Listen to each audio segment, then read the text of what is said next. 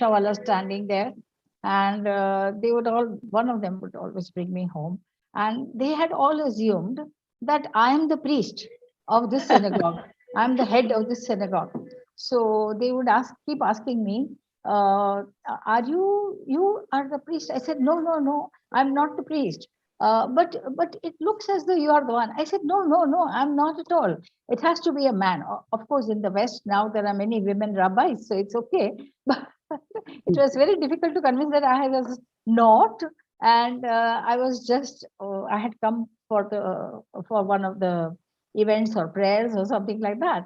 So it stuck in my mind as very interesting. The second was, there is a I have a regular taxi which takes me to the airport, and all the drivers have been told that I'm a very big astrologer, and I couldn't understand why I am such a big astrologer. So I asked him, "Why do you say that I'm such a big astrologer?" So he said, "All your rings, the rings that you wear, that's why our boss said that you are a very big astrologer." I said, "Okay." So I let all these things pass. Whenever somebody puts me in a space of something, I don't argue. I say, "Okay, fine, let it be." That is how I am. Now the same thing, but I was very much part of many things at the synagogue where I may not be on the executive committee, but definitely I do like our synagogue is now listed with the heritage of Ahmedabad. And in Baroda, there was a cemetery for which I picked up a fight. There was also a store in Ahmedabad, which is a strange name, for which I fought. So there is this little fighter spirit within me which keeps going. And a little more interesting, which happened was when I was with Lalit Kala Akademi as the chairperson. Somehow, everybody, although that time I had black hair and I wore a bindi with bright sarees and all, and all the staff used to call me sir. So I said, well, that's very good to be a leader, to be known as sir, because I'm always believe that women can do, I don't say, I mean, yes, can do very well. So that's the point, and that's the way it has been with me. Uh, Actually, when it comes to leadership and when you're talking, I think it has a lot to do with sort of our, what you call, education. You have to be a topper, you have to attain something, and just now it's become that a lot of parents, I think, are at it that the children are reaching somewhere, but I think that achieving academically or professionally is definitely important, because to cope up with today's life. But besides that, we all have an inner instinct of beauty, of art, of culture, of performing arts, visual arts. And as I was told by my guru when I was studying in Baroda, that it is creativity is a room with many doors, and you just have to open a door and enter it. And we have a lot of young people who may be very good in their studies, or very good at this or very good at that, but basically they also have a talent for something. And I think that they should be given the opportunity to explore it. Like in schools, I believe art is not taught after a certain class or this or that. Some schools do, some schools don't. But I think all are things which are our instinct relate. And if we keep on just being very, very professional and trying to be on the top and leaders and things like that, I think life will be so boring and colorless. So I think we have to open these doors of culture, beauty, all the arts, and find a little time for ourselves, and young people especially should. And I believe during these times they have been trying, many people have been trying to do a lot of sort of different things. And that is very, what you call, very heartening to hear that a lot of young people are exploring different areas of their lives and finding interesting things to do besides, because it's interesting how now that they come out with it, but I have been talking about it much before, when everybody was talking about excellence, excellence, excellence. But I said there is another area in your heart, in your soul, which needs to be opened into some beautiful sort of some beautiful realization. And that is how I think I have been working. I think that it is a question of time management also.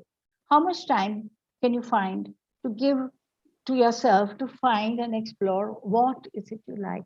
Is there, can you find time to just stop and look at nature? Come on. Somebody who grown up in nature, and can you stop and admire a flower or a leaf or a bird or go bird watching? Come on. We have so much now in Ahmedabad. Well, although you may be able to go or not go, but there is. Or I know that while I have been teaching for so many years, that students come up with very interesting ideas. You may be teaching some other subject and they say, but ma'am, I'm interested in design. And if you ask them, what is the design that you're interested in? So somebody can say, it could be a cake, ma'am. It could be a cake which has a beautiful color, a beautiful form, a beautiful thing. So I let it be. I said, fine, it's not necessary to be hard and fast about such matters. Or there was one student who was always looking very bored but listening. That is very important, for students and young people. They must listen. And if they don't listen, they won't reach anywhere. So one of these students who was looking so bored, eventually, at the end of it, he had many, many questions. He became a very bright student.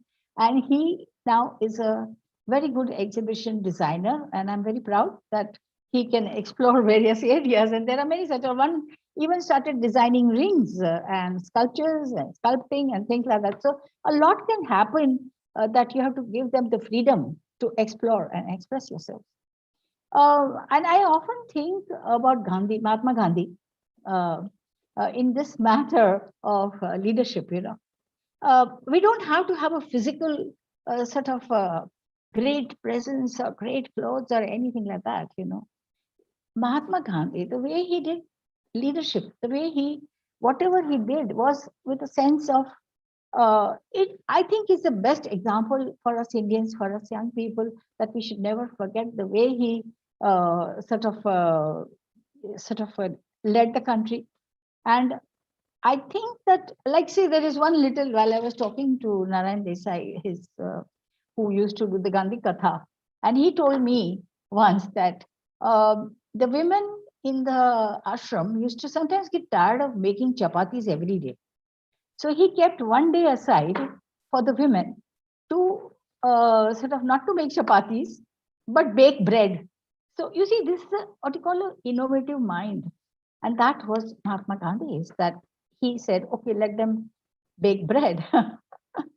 I mean, you can't even imagine during that period that this could have happened, which has happened according to what Narayan Bhai told me. These are some of the things. And then I would like to go to the area of Tagore. That because I am a Tagorean at heart, my guru was a Tagorean, he was a student of Tagore. So I consider it very blessed that I had a guru who was, I myself consider myself as a Tagorean, I call myself. I believe in that sort of sense of beauty. He's a poet, the Nobel Prize winner. He's also a writer. He's also a singer. He's also a theater person. He also has a very interesting, he's also a foodie. He has different ways, recipes that he used to innovate. And I think this is what makes leaders. There is never anything very grand or very big in this matter. It varies from person to person as to how you can sort of go towards your own realization. And when people call you a leader, accept it or don't. It's like me. It's okay for me, whatever you call me, as long as you call me Esther. Uh, Sometimes people don't always pronounce my name properly, but that's fine also. I allow them to say whatever they like. So also, I was sort of studying the young people and whatever they say. And I feel that we don't always remember, young people should remember their history, the history of the people before us who invested so much of their time, energy, and everything, so that today we, the younger generation, and we also can explore newer horizons and reach towards aims that we never dreamt about in those days. So we have to respect our history, always respect what the people earlier did for us. So that, like once I was asking in a class about feminism to some girl students, I said, do you know why you can wear jeans? And some of them had no answers. They had not heard about the feminist movement or how today women can wear jeans, because there was a whole movement of women fighting for freedom or same, like the same set of salaries or things like that. So this is some of the things that were coming to my mind while Jenny, you were writing to me.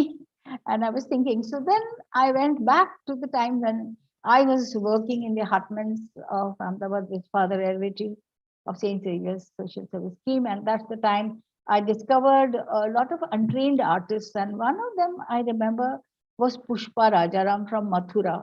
And they used to be living on the river bank. And when there was a flood, they were shifted to Johapura in small hutments. After that, they moved from there also. But at that point, I was working with father. So I went to, she used to come to me and she was always she was wearing a ghungat, a veil. And she said, give me some work. And I said, I can't really give you any work unless I see your face. So she said, I can't lift my ghungat. I said, if you don't lift your ghungat, how will I know what you look like and how can I help you? I have to look into your eyes before I help you.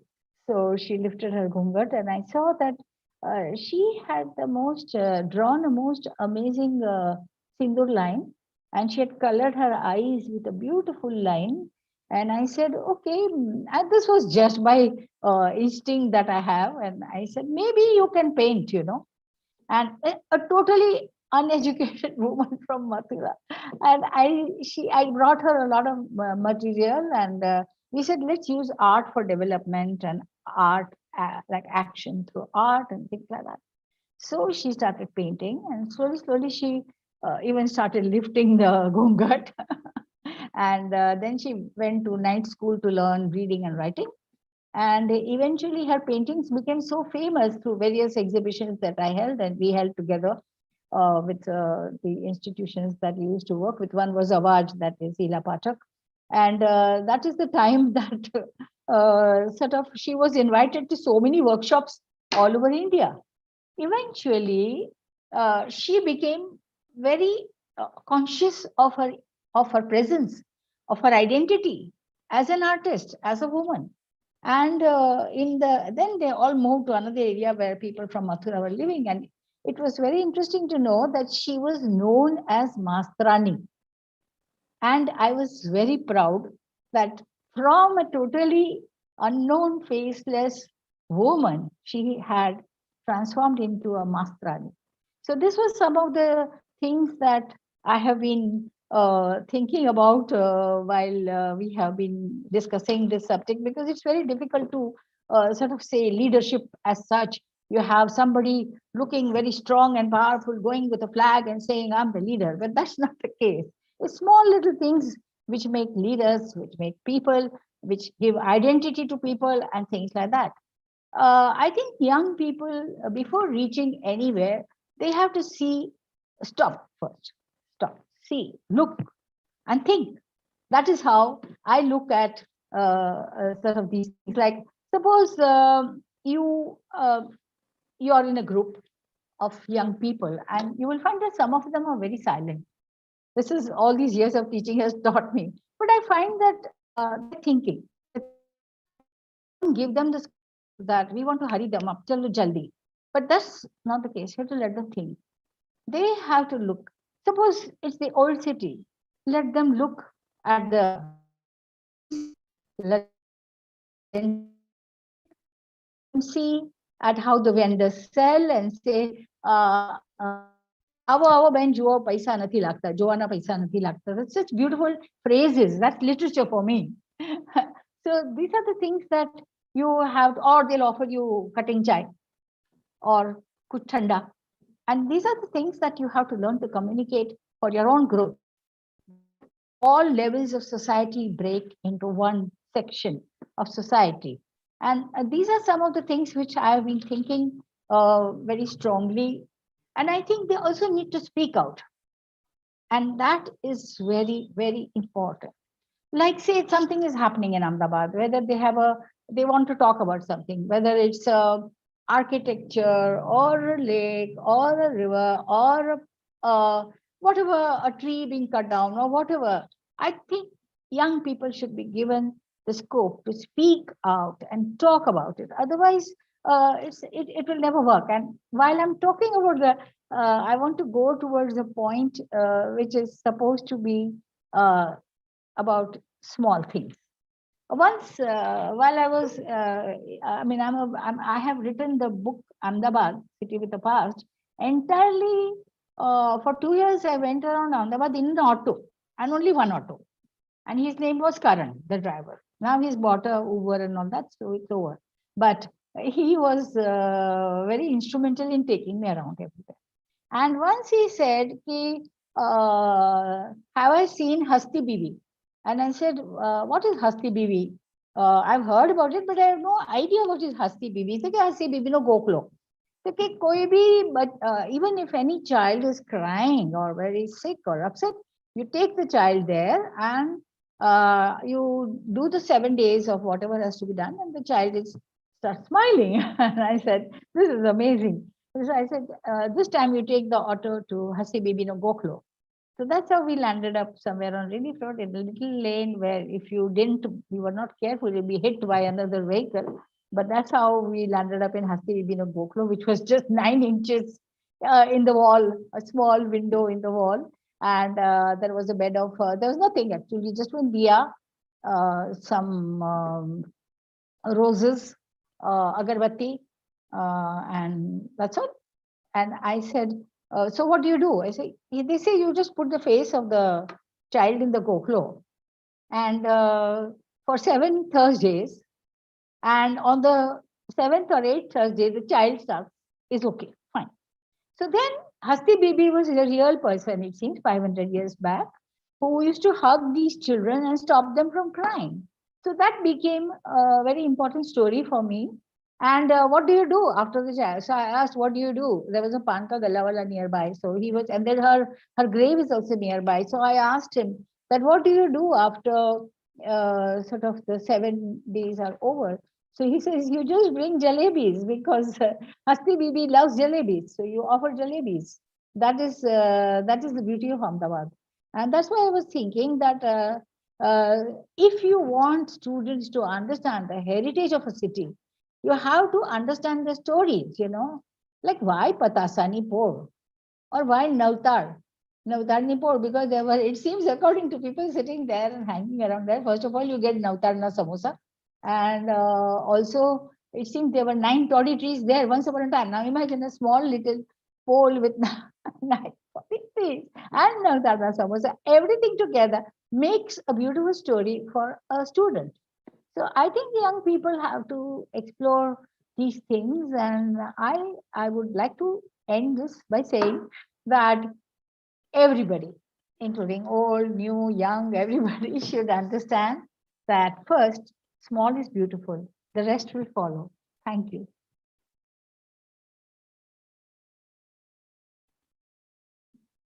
I'm done, Jenny. Thank you, ma'am. I think we can throw this open for the Q&A round. If somebody has questions, let's have a discussion with Esther, ma'am. We won't get an opportunity to interact with an artist of her stature, and particularly the fact, whatever that little story that she told us about, what is that, Hasti Bibini? No Goklo, yes. I think she's a living example of somebody who has cherished the heritage of Ahmedabad.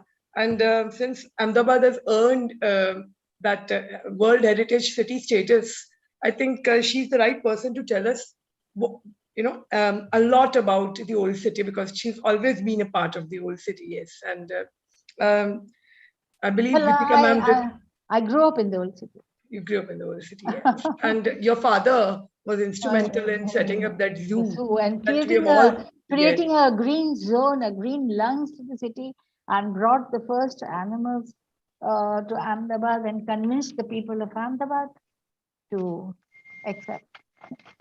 Absolutely. And we all have such wonderful childhood memories of yes. going to the zoo. Yes. So that was the question. He was also instrumental in setting up the Bal Vatika. Yes, Bal Vatika.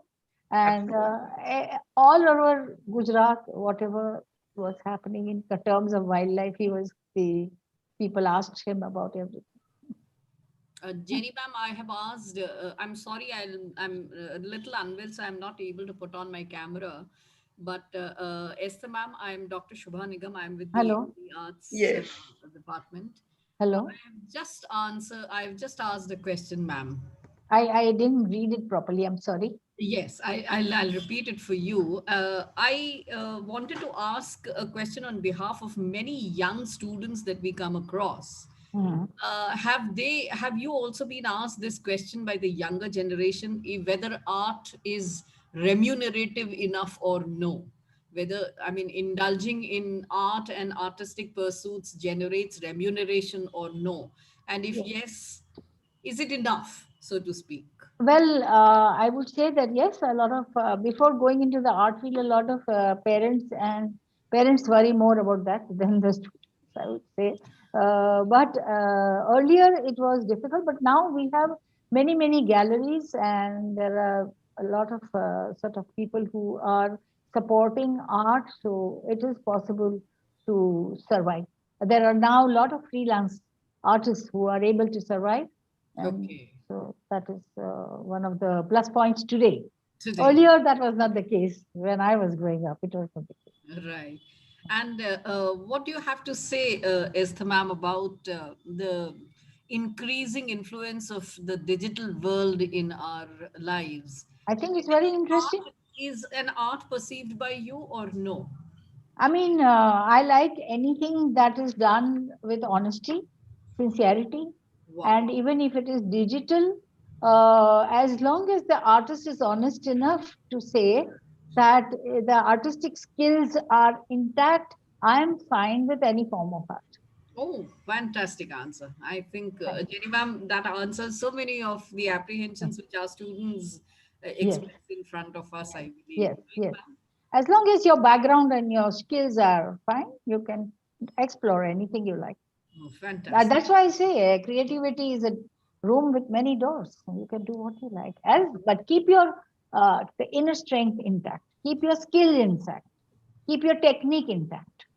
That's what I believe in. Great, ma'am. Thank you so much for having answered Thank this so simply and so wonderfully well. Thank you so you. much, ma'am. Thank you. I have a question to ask, ma'am, Yes. because this is a question that is posed to me by several of my students, especially the first year students who want to pursue music, painting, Yes. dance, fine arts. Uh, the general perception, even now, I'm sure it must have been so even in your time. Um, the parents don't receive, this kind of, declaration made by the child that I would want to pursue arts, Yes. in the sense, in the truest sense of the word, not just doing BA, but studying, say, fine arts or music or painting or dance. So, what do you feel about this? I Uh, would think that this perception should change. what just now was asked to me, I besides art, the main focus is whether they will be able to support themselves later on in life. That is the biggest fear. And some have been very clever in this area, I have seen. Some do it very well and they are very hardworking and they go ahead. But some have found an inner method, that in the morning they go to another college, in the afternoon they do the other True. sort of artistic sort of endeavor. So that has worked very well with many students, and they can balance it out properly. So if one can do that, fine. So it is a question of balancing out that, but this is what I call time management. If you are hardworking, if you are young, if you are able to do your time management properly, why not? You can still make your parents feel at ease. Okay, I'm going to be okay financially, but I will also do this. And then out of the two, if the art part works better, they can say bye bye to the other one. It's just a question of how you handle it. And how was it during your time, ma'am? because you did a full-fledged course from MS University, Baroda School of Painting, which is Yes, one of the but top ranking yes, institutes. yes. Fortunately, during those times, it was never so easy. But already the what you call the big institutes were coming up with a lot of syllabus of different sorts, where they needed people like us with a background in, say, history of art or art appreciation or even sculpture or drawing or so many other subjects like color. I once taught only color. So these are the things which that was the time when it was just beginning in Ahmedabad. Now there are so many institutes where they are sometimes not able to find uh, sort of the faculty for that, and they have to get them from other places. Is that all? Yes. Okay. If there are any more questions, anyone would like to ask of Esther ma'am, you're most welcome to unmute yourselves or raise your hand. Okay. Fine. Okay. Sarita ma'am, Rupal ma'am. Well, I'm very happy to have participated. I was not very sure what I was going to do. I'm never sure how I'll end up, but I think it was enjoyable for me also. Thank you so Enjoyed. much, ma'am. Thank you Yes. so much. It was enjoyable for us Yes. to hear you, to see Yes. you after such a long time. Thank you. It's a pleasure. Pleasure. Ma'am. Shall I will Ma'am? read? Haan ji. Somebody asked something? No, you. No. Okay. Thank you, ma'am, for such an interesting, inspirational, and such a passionate speech, ma'am. It was really a great pleasure. Okay. Your idea on motivation, you have to be at the top. That was a very good idea. I also shared that same idea to my students, a very fundamental idea for younger generations. Yes, thank you. Everyone should be given the opportunity to explore their talent. This is also, Yes. ma'am, very important for today, because students really, they want that type of directions. Actually, art and culture is important for us. We Yes. cannot just do away with it. You talked about time management. That is also, ma'am, a wonderful concept to be given to younger generation today. Students must listen, ma'am. This is very important. They Yes, must listen, just, yes, listen. they have to reach somewhere. They have to listen. This is a very good idea for younger generation, especially. This is conclave is mainly for them, ma'am. And respecting history, our art, our tradition, Background. the cause, yes, our background, the concept of communication. Yes. That was, ma'am, and your story about Hasti Bibi, no, Goklo was fantastic, ma'am. The first Thank time you. I heard about it, it was fantastic, you. ma'am. Thank you so much on So behalf much. of LD Arts College and from all of us. Thank you, ma'am, so much. Thank you. Bye-bye. Yes, bye, ma'am. And now I invite. And I wish all the best to Ruby Yes. for her talk. Thanks. Now I'm honored to, yes, ma'am. Okay, I'll be leaving. I'm honored to invite you, ma'am, Ruby Jagrut, ma'am, for giving her speech now. She is a painter, exponent, and a researcher of natural dyes. She is the founder of www.abirindia.org, an initiative to promote, help, mentor young Indian artists. She is a part of various designs and art schools as an expert in natural dyes. Her work has been prominently displayed and praised at over about 49 art shows. She frequently writes in newspapers on gender, art, mythology. She is on board of Liberal Arts Department of Pandit Deen Dayal Petroleum University, Gandhinagar. She was awarded Senior Fellowship for Outstanding Contribution in the Field of Art by CCRT, Ministry of Art and Culture. She has also designed a book of art, poetry, Kuch Nahi Sab Kuch. She lives in Ahmedabad. I feel very deeply honored to invite you, ma'am, for your speech, ma'am. Ruby Jagrut, ma'am, please, ma'am. You can stop referring me to ma'am. I think I am the youngest among, among all of you. The speech part of it, I was not sure that I was supposed to prepare one, but I can always share and talk about myself. So when Mrs. Rathod, Principal Jen Rathod, when she got in touch with me and when she wrote an email, The heading goes like leadership, and then there was a small also the caption called professional development. I said, okay, I don't know about the leadership, but of course, professional development I can talk something about. So that is what Esther ma'am started her quote with, started her speech with Rabindranath Tagore reference, and it reminds me of, one very famous song which he composed, "Tumi Ekla Chalo Re." So when I started learning natural dyes, there were a lot of question asked that, this is something going to be extinct. Kaun karta hai? It's like old medium. Why do you want to do journey backwards? People are talking about futuristic thing, and so I don't know why, but that passion of color kept me going. And I was the only artist in all the group shows where I was presenting or being part of who used to work in natural dye. And a lot of questions were asked, and a lot of people uh, um, questioned my choice of my medium, and they started uh,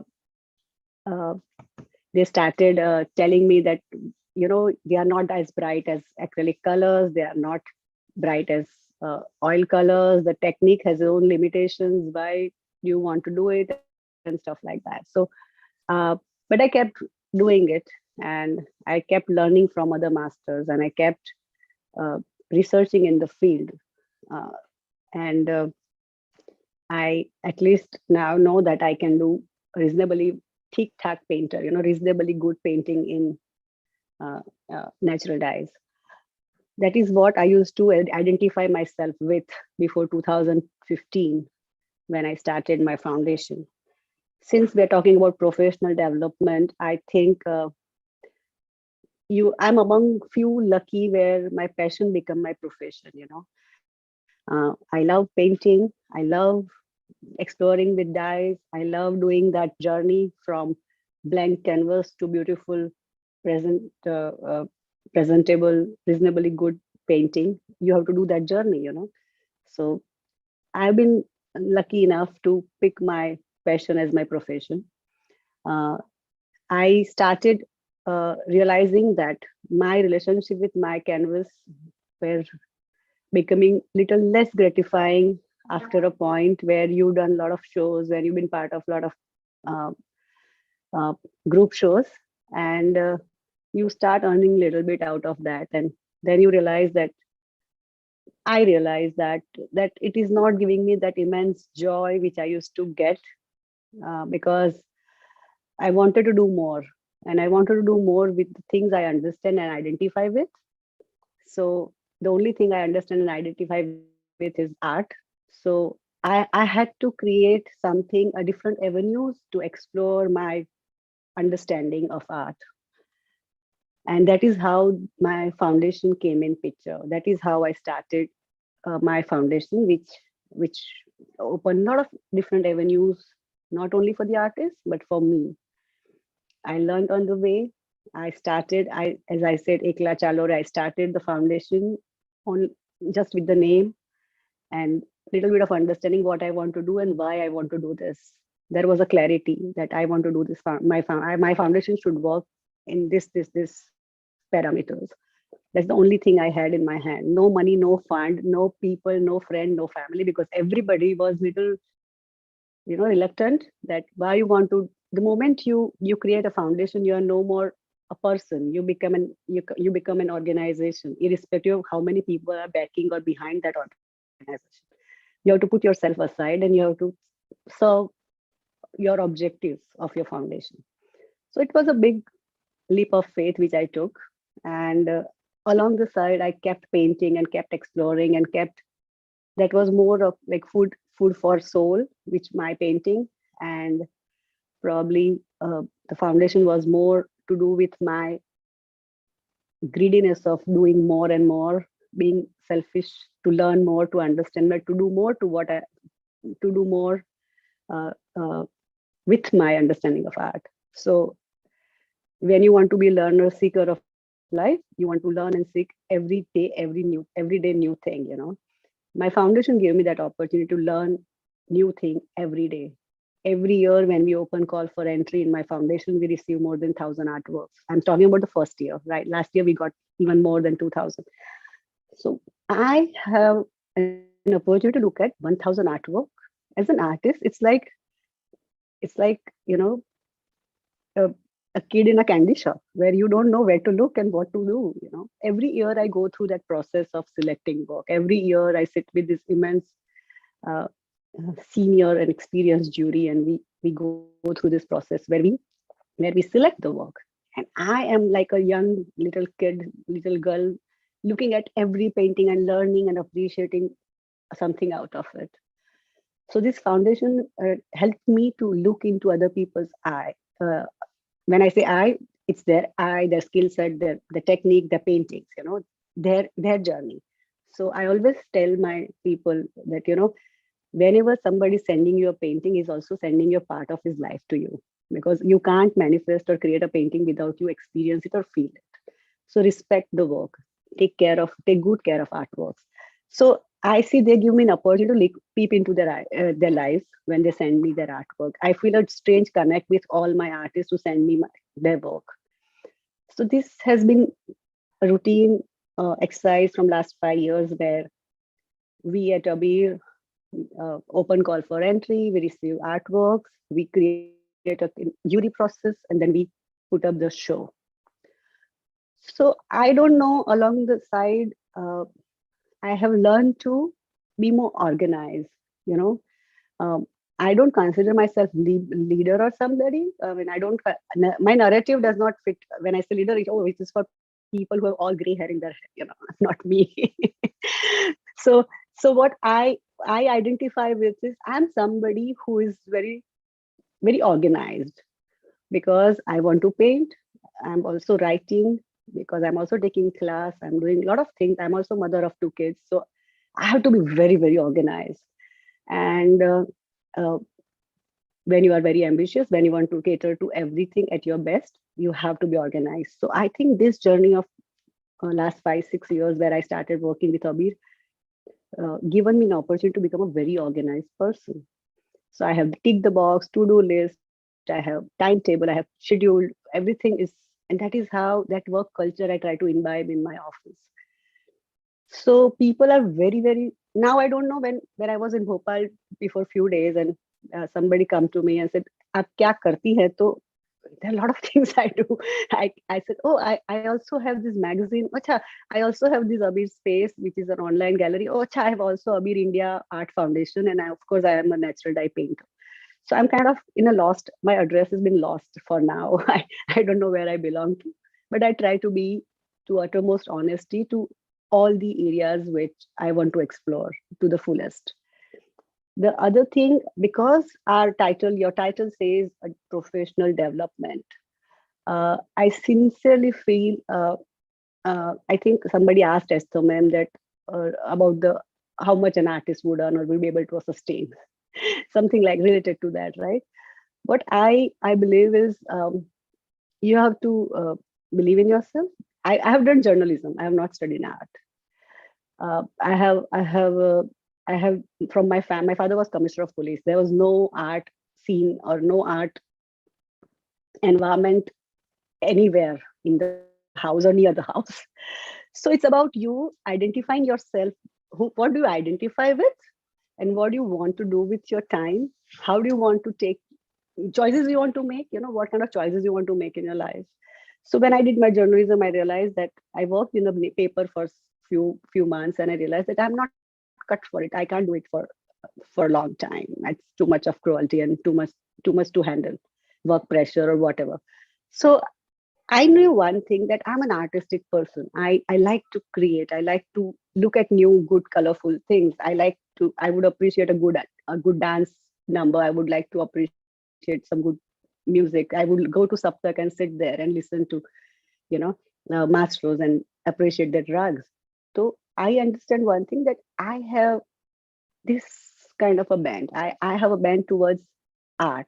So I took up a small job in Kannada Center for Art, and I wanted to be in that environment. That's it. There was no other plans. I just wanted to be in an environment where I'm happy. I'm not surrounded by cruelty and noise of life. And that choice, and that to understand and to have that dialogue with myself, that I'm not happy being in this newspaper room, was very important. And I think that led me to Al Kadura Center of Art, and that led me to Rafai sir, and that is how I learned how to extract colors from vegetables and minerals. Whether I, you know, at times we are way too programmed to live our life in a particular way. But if we are courageous enough to ask a question to ourselves, and if we are courageous enough to take that path, make that choice, then probably things unfold by on its own. I really believe in that. It's matter of starting the journey, and path comes up. You come across the right path, and the things unfold on its own, and that is what has happened with me. So all these years, I've been very fortunate to have gurus, and guru like the Fan Rafai, and afterwards a lot of senior masters I've learned from. And I have been a learner and probably a seeker in my life, and I always want to learn as much as I can from everybody and everything. I want to be a sponge, and I was very insecure because I felt, oh, I have not studied fine arts, so I have to learn from wherever I get. Once you have a formal education in the field, you come with that ego that, okay, I know the skill set, I know the technique, but I was a blank slate, and I had to gather and I had to learn as much as I can from the surrounding. So probably that is because I'm not qualified artist, I've not studied art. Probably that is the reason I was more eager to learn. That was the eager, I was more, that was the time, that was the reason I wanted to learn as much as I can. And that made me, kept pushing me, because the moment I'll put my painting in a group show, and I'll compare my work with other artists, and I suddenly feel, oh, they are so skillful, they are so technically sound. And I've always been very insecure about my work and my medium, and oh, my natural dyes are looking pretty dull with them. So I had to see to that the next time when I put my painting, its color has to be more brighter. I have to see to that next time I put up my painting, it has to be at par with the other skilled artists. So I kept pushing myself, and uh, that's what it's been. That's what been the case with me, where when you're unpad gawar in the particular field and you want to do something, you try really hard to prove yourself. And I think I try way too hard to learn and prove myself. That now I don't know what I've learned so far, but I know that I'm okay now if I'm put in a group show, and I'm like, okay, and I'm happy looking at my work alongside with the other very bright, sharp color paintings. That much confidence probably after 30 years of practice with natural dye has come. The other thing which I would like to draw your attention is the moment you think that this is my place, and the moment you start feeling comfortable with whatever you do, the moment you stop learning, I think stale water starts stinking. So that's what happens. And that is why when I thought that I have learned everything possible in natural dye, I have learned Madhubani style, I learned Thanka paintings, I have learned that Patachitra artists, I learned from Kalamkari artists. So all the possible Indian schools, miniature artists, I learned from possible all the art masters. And then I realized that, okay, now I don't know where to go and what to learn. That is when I started feeling that I'm being, I'm being in a space where it's getting dark. I don't know where to go now, what to explore more, where to learn more. That is where I started feeling that I need to do more with whatever I have, with my time. The time which I was spending in learning, I need to spend the time in doing something more constructive. So I was very happy when I started the foundation. After 5 years of journey in foundation, when the COVID happened, a lot of young artists got into a very, very bad space. They had problem of survival. They started working with some tire wala, and they started working as a waiters, and lot of sad stories floating around, and it was very painful to witness that. So we started a digital art gallery because we realized the power of digital space.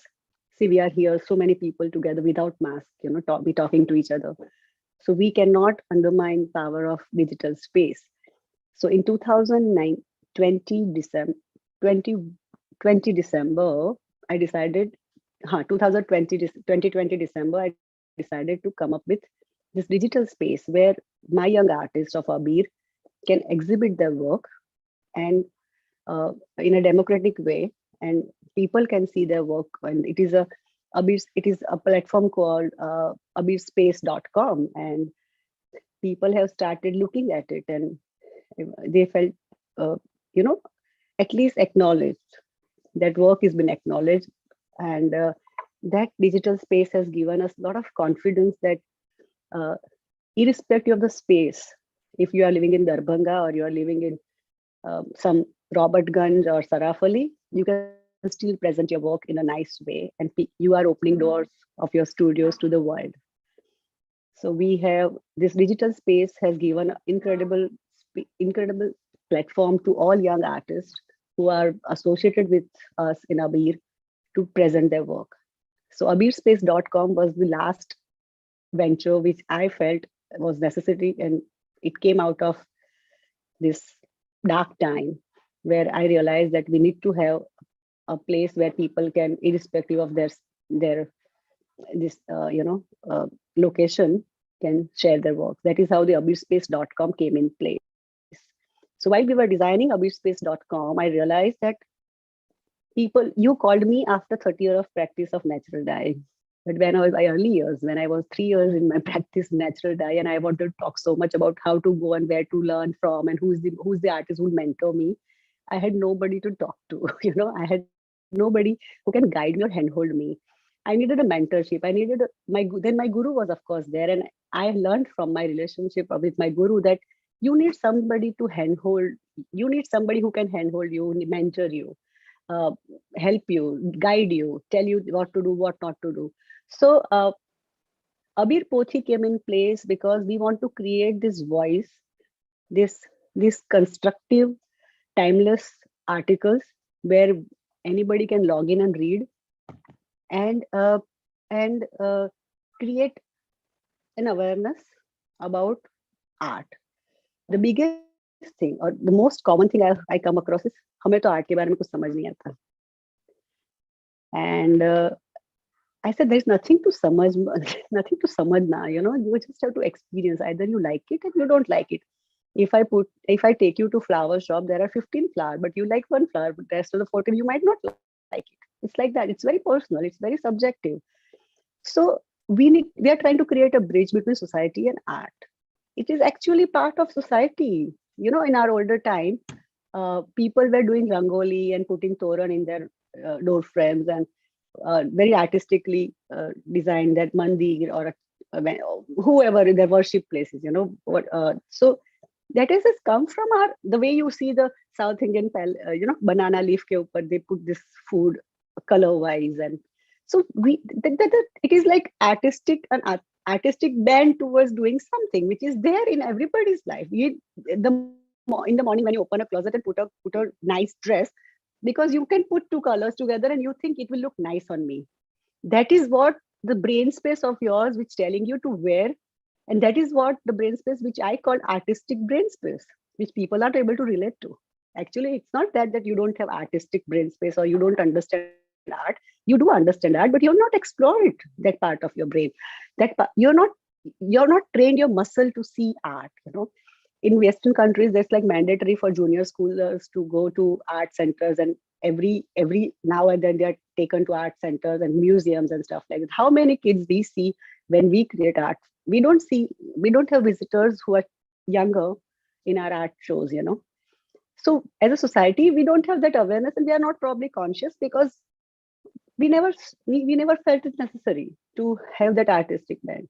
So what I feel is Abir Pothi is doing its bit to create that awareness. So abirpothi.com is a web magazine in which we do profiling of senior artists. We also write about young artists from different pockets of India. We also do interview sessions with very senior architects, because I think they are the people who can help us to bridge the gap between art and our society, because they are the influencers. They are the people who are creating new space.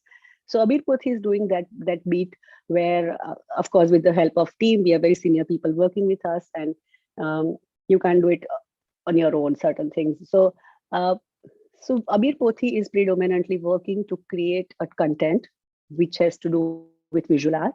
And it started with a bit space. So on 15th of Feb, our magazine will turn 1 year old now. And we have more than 38 countries who are logging into our website and reading about our articles, which is a very good information, which feels good when you see that Google Analytics. And art can really bind us together in the difficult time. That's what I experience, and that is what my understanding is. And I would like to say thank you so much for inviting me here. So I don't know about the leadership, but I know one thing, that professional development, of course, you need to find your passion, you need to follow it, and you can do wonders if you are able to identify with that. And that's what my narration is about. That's my narrative for myself. And thank you so much, Jenny Ben and Mrs. I would say Jenny Ben and other guests for having me on this forum. And it's been wonderful and very good work you are doing. You invited some amazing guests. I've gone through the list. In fact, I logged in for the first day, for your opening session, but somehow I could not. There was some Wi-Fi problem which kept dropping it. So I make sure that today doesn't happen. So, so thank you so much for having me here. Thank you so much. Thank you so much, Ruby ma'am. I would still like to call you Ruby ma'am. Yes, I think we can throw the question and Q&A round open. I would myself like to begin by making an observation that you are absolutely right with the decision that you took. You said you came from a background where probably there was no space for art at all in your family, and you took that very courageous decision. I think we are living in a society which very sadly undermines artists. And I think that's always been the case. And basically, my dad himself was an artist. He was a student of the JJ School of Arts, basically. Wow. So I've grown up always admiring artists. And yes, but I've also felt that artists are undervalued in our society. And that quotation you gave from Tagore, Ekla Chalo Re, I think it's a very brave decision. And I was just, and to be able to do this, to follow your own heart, to take the road not taken, to believe in yourself. Yeah, because I think lots of students are facing this issue. There are many students that I come across in the first year. They tell me that they've pursued engineering, then they've dropped out. They've done this and that, dropped out. Finally, they need to have a degree, so finally they take admission and BA, and then and even then it's very difficult for them to convince their parents that they would like to study arts. Yeah, so I believe that is the position of the artists, and yet when we take a look at history, we see that the artists are the ones who have made tremendous contributions to society, and contributions which are as valuable as those of thinkers, of intellectuals, of scientists. Yes. So would you like to say something about it to inspire young people as to how they should go ahead and pursue their passion? Yeah. See, there are two aspects to that question. One is how to survive, and the other is how to pursue your passion. We have Dr. Subodh Kerkar from Goa, who's a doctor, who has been, and he's one of the finest artists. Dr. Sudhir Patwardhan, again a doctor, very, very famous painter of India. Then we have a lot of self-taught artists, Amit Ambalal in Ahmedabad, who was a mill owner, and is a very famous artist now. Even Satish Gujral was not a trained artist. So it's not about, there are a lot of people who studied some, I have learned journalism, a lot of artists, not necessarily that done a course in art, but they decided to paint or do sculpting or something like that. Now, two things to it. How sincere you are when you are taking that decision, are you escaping from this to that? Then it's not going to work for you. I think so. If it is just a route of escapist attitude, then it's not going to work for you. Are you passionate? Then you have to be smart enough to know how to earn money out of it. For that, for any other profession for that matter, if somebody is a garage wala person, he needs to know how to repair a car. If somebody is a carpenter, he needs to know how to make a chair. So if you are an artist, you need to know how to paint, draw, sculpt. So you have to have your skill set right. The other thing I would say is, if you are not smart enough to acquire that skill set outside your domain, like if somebody is studying in LD arts and he's pursuing his BA in English literature, and if he wants to be a painter, then how do you do it? Then you have to check your sincerity meter, and then you have to check how much you are ready to give to your passion. It sounds very cliche and it sounds very self-righteous and very textbook thing, but there are no shortcut to success, you know. So yeah, so what I feel is, you need to invest that time in yourself, in learning, and you equipped yourself. The first thing is you equipped yourself. The other thing is, be smart. Be smart enough to know how I can survive with my passion. See, with digital revolution, the world is your stage, the world is your canvas, world is your gallery. Are you willing to go that extra mile? If yes, why not?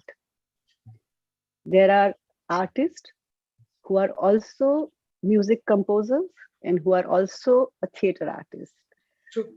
So once you decide that you want to do something out of box, you have to be ready to be rugged, and you have to be ready to be to go through that grid of learning and keeping yourself at par with your competition, which is true for any field. If you are a doctor, if you're a young doctor, if you want to be successful, you have to put in a lot of hours. If you are a person who wants to be a writer, you have to go through a lot of publishers' house with your book, and you have to your draft. I said, please read my book, sir. So that is not different in this field as well. The only thing is, when people, as I say earlier, again I'll say that people see, we are here, we are society, and these are art and artists. We don't see them one of us. That's why this question always arises. Otherwise, if we see that a doctor, he needs to work 14 hours a day if he wants to be successful, an artist needs to work 14 hours a day if he wants to be a successful artist. It's that simple. Only thing is, then doctor has studied till, he has put in years to be there. Are you willing to put years to be there? If doctor is an MD, he has at least studied 8 years of his life to be there. Yeah. So if you want to be an artist, are you ready to give that 8 years to your life, 8 years of your life to that field? So everything boils down to sincerity. If the sincerity is there, you can do it. I mean, I don't see it's a problem. Yes, anybody else wants to go ahead and ask questions? Yes, Panda sir, Shubha ma'am. Yes, Students out there. I will again apologize to Ruby Jagrat ma'am that I'm not being able to put on my camera. Please excuse me for that. But I definitely want to ask not one but many questions. Your talk has been very, very illuminating, I must say. Very illuminating, because you have addressed those aspects and points which I think all of us in a humanities college keep on facing year in and year out. I especially remember many years ago, there used to be a student of ours who was very good, very creative, and he wanted to become a writer. And his parents, their first this thing was, "Tu kama hi nahi payega. You will not be able to earn it all."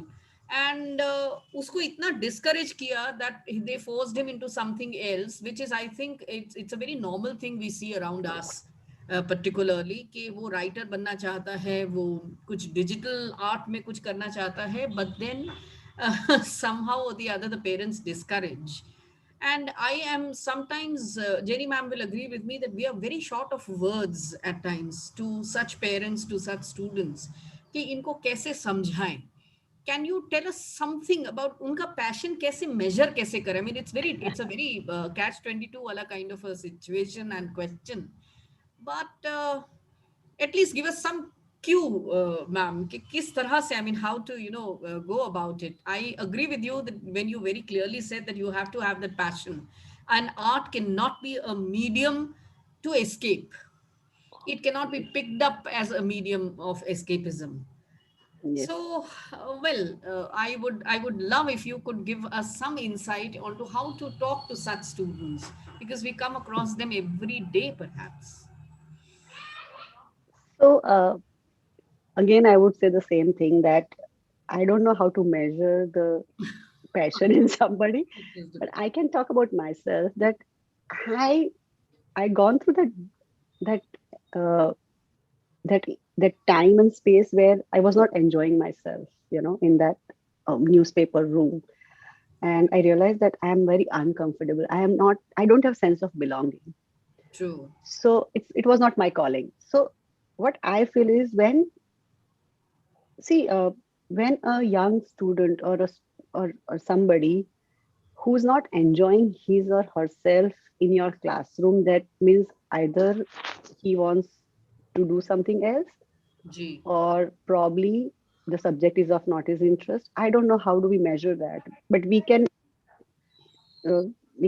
always have this measure of being comfortable with ourselves in the environment where we are working or studying.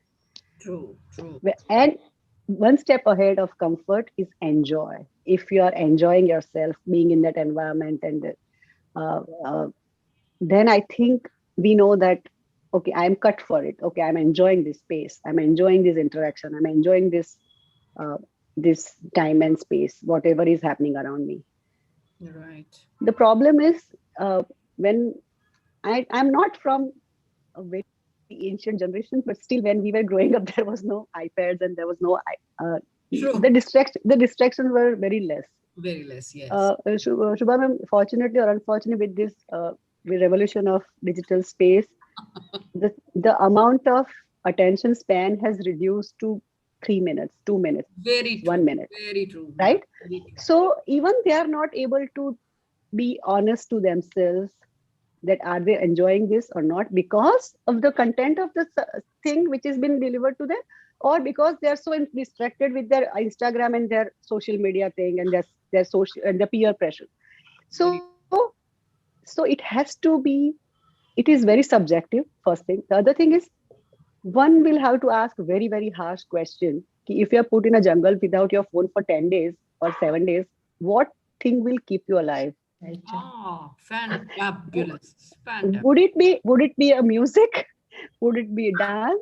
Would it be economics? Would it be what? So Wonderful. when you are alone with yourself, without any distraction from outside, what will keep you alive? Would be probably somewhere near to your passion, because it is somewhere near to your survival. And survival से ही passion आता है. So मेरे ख्याल से it's about you know uh, being honest, and we can't judge now student by one or two uh, uh, we can't cater to them just one or two avenues and say कि इसमें से pick करो and tell me your passion. Very That true. cannot happen. Now we have to, when in Western schools, they have, in ICIC board, they have more than 111 subjects to choose from Very in right. their junior schools. When I Yes. say junior school, it's 10th, 11th, 12th. Right. So here we expect children to explore themselves and give them 7 subjects to pick from. That's not fair. That's not fair practice. That's So right. we also need to look into ourselves as educational in, I don't know if I'm right person to say that, but in that area where we can offer more and then expect them to choose wisely, instead of giving them or offer them 5 subjects and tell them to choose from that and decide they like it or not. So when I was growing up, there were only three streams: science, commerce, and arts. Oh, very true. Oh, very true. But I was very good with history. I was very good with science. I was very good with uh, language. But I didn't want to study algebra somehow. Now Right. I thought कि मुझे maths पढ़ना है but algebra नहीं पढ़ना है. So that nobody offered. Nobody said कि ऐसा भी कर सकते हैं. So that flexibility in our structure, our system is not there. True. We largely still have the same educational system in school. Very true.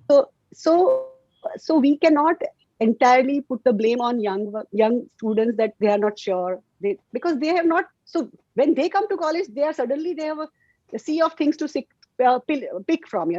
So their Very, exposure happens when they are in college. So it's already they have studied till 12th, where they have been boxed. You are in commerce college, you are in arts college, you are in science college. They've all been boxed up. Now, from to break that box and tell that I want to be a violinist, it's a very brave thing to do. So we need to work in those area where we can offer them more and expect them to pick from it, or we make we create this awareness among them that it is okay to pick even after the school or college, whatever you like.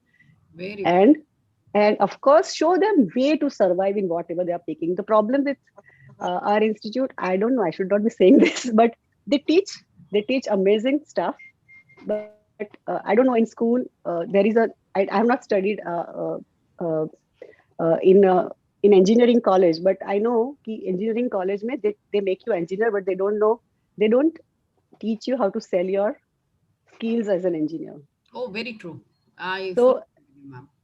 so in medical college they teach you, in medicine they teach you how to be a doctor, but they don't teach you how to present your, how to articulate. Oh, very, very true. Very Very true. true. So if somebody wants to be a violinist, let him be violinist, but then we are not able to equip him by teaching that how we are going to go to society and articulate that I want to be a violinist. I have studied English literature, but that's my passion, and that's what we need to do as include as part of curriculum, that how to articulate, how to present, how to sell, how to earn money out of whatever you decide to do. I think that needs to be that's need to be taught in the school and in institute, because everybody learns hard way. Everybody learns their own, everybody find out their own way, सबका अपना अपना तरीका होता है, वो सीखना का, और सीख लेते हैं, survive भी हो जाते हैं. Yeah. But we can cut short that journey. We can offer a program where we can just teach them how to articulate, how to present, how to dress, probably, I don't know. Sometimes a painter is done beautiful job with the painting, but when we ask कि इसमें आपने क्या सोचा, they are not able to talk about their own work. Ah, right. So I think we lack that readiness nahi hai, that preparation is not there. Sahi. Otherwise, I don't know if I'm addressing your question, No, but you are absolutely and fantastically well. मैं ये life में कभी नहीं भूलूंगी that survival thing. And you're very right that this is, I am sure Jenny ma'am will agree with me on this, that Jenny ma'am, whatever Ruby ma'am has just said is so true. That these are the areas where I fully agree with you. We are not equipping our children with. We are not allowing them to step out of the box and yet expecting them to step out of the box all the time. So I think we are ourselves getting this thing. And I guess Ruby ma'am, you will agree with me that over the years the perception towards artists and particularly writers, because in the English department we come across a lot of authors and a lot of writers, I mean budding authors and budding writers. So I remember I'm some kind of a theater artist myself. So long back, nearly a oh, decade ago, we had performed a play, and then Ashwin Bhatt, the great novelist, he of had course. flown down from America, and he had come because it was a Madhurai play. So he had also come to watch, and there was a government officer who had come for, there was a small dinner party, and उनको हमारे host ने introduce किया that Ashwin Bhatt છે ને બહુ મહાન નવલ કથાકાર છે, લખે છે. So this government officer says કે બરાબર પણ તમે કરો છો શું? And I was quite stunned कि वो लिखते हैं, and I mean come on, Ashwin Bhatt is Ashwin Bhatt, I mean you can't have any other this thing for him. But this perception over the years, I guess, has now begun to change because of what you have just said, that people are beginning to become, youngsters particularly are beginning to become more passionate about what they are doing. And what I loved best about your talk and also Esther ma'am's talk was that none of you, both as pure artists so to speak, are opposed to the idea of the digital world. Yeah, Many true. artists, I don't know why, become very closed minded and don't want to, कि ये तो art का pure form नहीं है. But आप दोनों ने एक चीज बहुत अंडरलाइन करके बोली है आज, that anything which is creatively done, honestly done, is creativity. वो डिजिटल हो, हाथ से हो, आप पैर से कर रहे हैं, किसी भी चीज से कर रहे हैं। Thank you very much. It was a very illuminating talk, and I am sure, Jenny ma'am, we'll love to meet Ruby ma'am in person. Absolutely. And the work that you're doing, ma'am, you are actually promoting the young artists through your Abir Foundation. That's very noble work. Yeah. And I seriously admire you for it. And what you just said about how artists suffered during the 2 years of the pandemic and how then you decided to create digital space for them. I think that's commendable work. Seriously. It's only people like you who will, young people, young artists like you who will keep art alive. Because I've always believed that, yes, society needs to respect artists. And all these years down the line, I think even now, artists still have to struggle. I mean, everybody has to struggle, I mean, in their fields, but the kind of struggle that artists have to face and the pain that they have to undergo just to, not just to get recognition. That's not the part, that's not what pursuing art is about, but being allowed to do, work within their own space. So it's young people like you who can be very inspiring for young students. Yes. We're doing so much to promote art and to support artists. Thank you so much. Thank you. Thank you, ma'am, for your such interesting, inspirational, motivational idea. Your ideas with color, the use of color, natural dyes. But three most important things I learned is a person's passion can become his profession. That was very important for the younger generation because they should know that they can turn their passion into profession. Learning should never stop. That is, ma'am, really a brilliant idea. And a bridge between society and art. This is very important. One needs to give importance to art, learn the importance of arts in our life. It was, ma'am, wonderful talking to you, listening to you, exploring new identity, the concept of identity. That was also very important. Thank you, ma'am, so much. Now I invite Rupal Pawar, ma'am, from Political Science Department for the vote of thanks, ma'am. Thank you.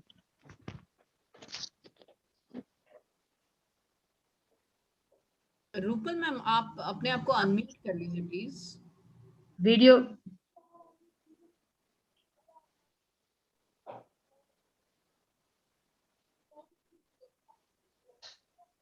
Good evening everyone.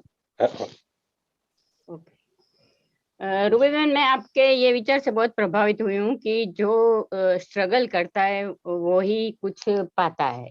मैं आपको बोलना चाहती हूँ कि हमारी life में या हमारे संसार में जो जिसने स्ट्रगल किया है उसने उसके बाद जो लीडर पैदा हुए हैं उसके नाम मैं ले सकती हूँ कि सोक्रेटिस को जहर का प्याला पीना पड़ा, बाद में ही प्लेटो को इंस्पिरेशन मिला कि वो कुछ करे, और उसने जो लेखन किया उससे एरिस्टोटल ने सब फैकल्टी में अपना योगदान दिया।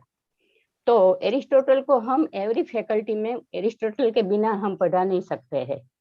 और